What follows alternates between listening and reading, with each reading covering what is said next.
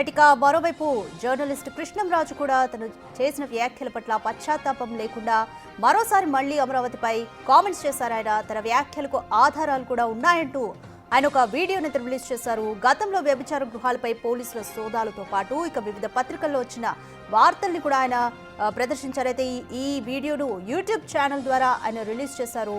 దీంతో మరింతగా ప్రజల్ని రెచ్చగొట్టే ప్రయత్నం చేస్తున్నారు కృష్ణరాజు. అసలు ఆ వీడియోలో ఏముందో ఒకసారి చూద్దాం. అనేది రాజధాని, ఎవరికీ సందేహం లేదు.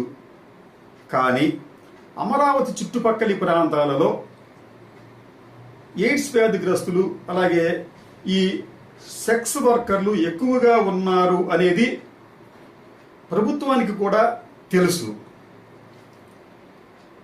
అయితే అమరావతి చుట్టుపక్కల ప్రాంతాలతో పాటు ఆంధ్రప్రదేశ్లో కూడా సెక్స్ వర్కర్ల సంఖ్య దేశంలోనే అగ్రస్థానం లేదా రెండో స్థానంలో ఉంది. 2024 లెక్కల ప్రకారం 1,33,000 మంది సెక్స్ వర్కర్లు ఉన్నట్లుగా జాతీయ సంస్థలే ప్రకటించాయి. అయితే నేను అమరావతిని మనం పవిత్రంగా ఉంచుకోవాలి, దేవతల రాజధాని కాదు అది మనం అంటున్నాం కాబట్టి అక్కడ ఇటువంటి సామాజిక సమస్యలు ఉంటే వాటిని కూడా నిర్మూలించుకోవాలి అనే ఉద్దేశంతో చేసిన కామెంట్ అనేది అది దుమారంగా మారింది. దీనికి సంబంధించి ఇప్పుడు మీకు కొన్ని క్లిప్పింగ్స్ చూపిస్తాను. ఒకటి, ఇది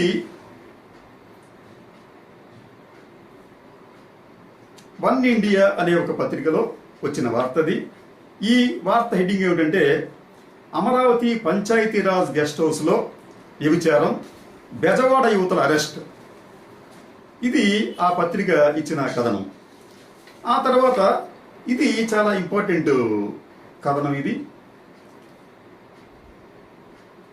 ఈ ఎవిడెన్స్ ఏమిటంటే, అమరావతి పేరుతో కొన్ని వెబ్సైట్స్ వెలిచాయి. వెలిసి వాళ్ళు కాల్ గర్ల్స్ని మీకు పంపిస్తాము అంటూ అనేక ప్రకటనలు వెబ్సైట్లో అంటే ఆన్లైన్ ద్వారా ఇస్తున్నారు. వీటి సారాంశం ఏంటంటే, book a call girl in Amaravati and escort service 24/7 ఇట్లాగనమాట. అయితే అమరావతిలో ఇటువంటి అసాంఘిక కార్యకలాపాలు జరుగుతుంటే ప్రభుత్వానికి కానీ సంబంధిత అధికారులకు కానీ ఏమీ తెలియటం లేదా? అయితే ఈ అమరావతి అనేది ఎక్కడ అమరావతి? ఆంధ్రప్రదేశ్ అమరావతి లేదా మహారాష్ట్రలో అమరావతి లేదా ఇంకో రాష్ట్రంలో అమరావతి అనేది పక్కన పెడితే, అమరావతి అనేది మనకు దేవతల రాజధానిగా భావిస్తున్నప్పుడు అమరావతి పేరుతో జరుగుతున్న ఇటువంటి అసాంఘిక కార్యకలాపాలను నివారించడానికి ప్రభుత్వాలు ఎందుకు ప్రయత్నించడం లేదు? మూడవ మీకు పేపర్ కటింగ్ ఏంటంటే, ఇది స్వయంగా సాక్షి పత్రికలో వచ్చిన వార్త.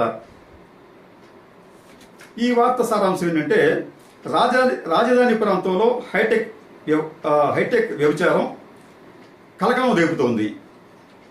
హైటెక్ వ్యభిచారంపై పోలీసు వర్గాల నిఘా. ఇది ఎక్కడండి? ఇది రాజధాని ప్రాంతంలో. నేను చెప్పింది ఏంటి? రాజధాని పరిసర ప్రాంతాల్లోని నేను చెప్పాను అక్కడ. తర్వాత ఇది మరో ముఖ్యమైన క్లిప్పింగ్. ఇది డక్కన్ క్రానికల్లో వచ్చింది. ఒకసారి చూడండి. అది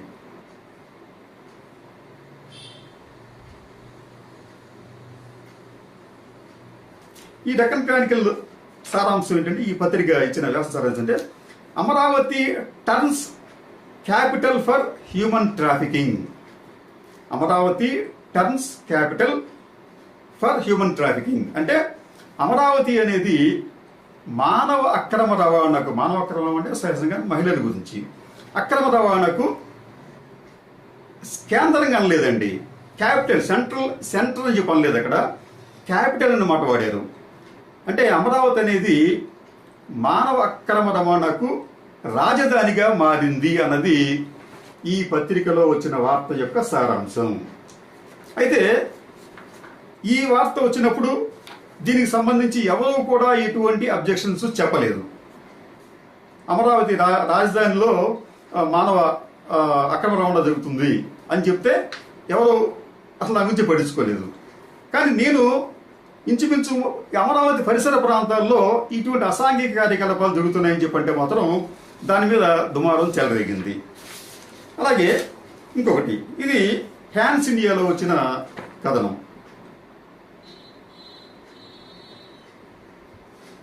ఈ కథనం సారాంశం ఏంటంటే, police busted sex racket in Amaravati. అమరావతిలో ఈ సెక్స్ కుంభకోణాన్ని పోలీసులు ఛేదించారు, 3 అరెస్టు చేశారు. అంటే అమరావతి పరిసర ప్రాంతాల్లో ఇటువంటి అసాంఘిక కార్యకలాపాలు జరుగుతున్నాయని చెప్పి హ్యాన్స్ పత్రిక గతంలోనే ప్రచురించింది.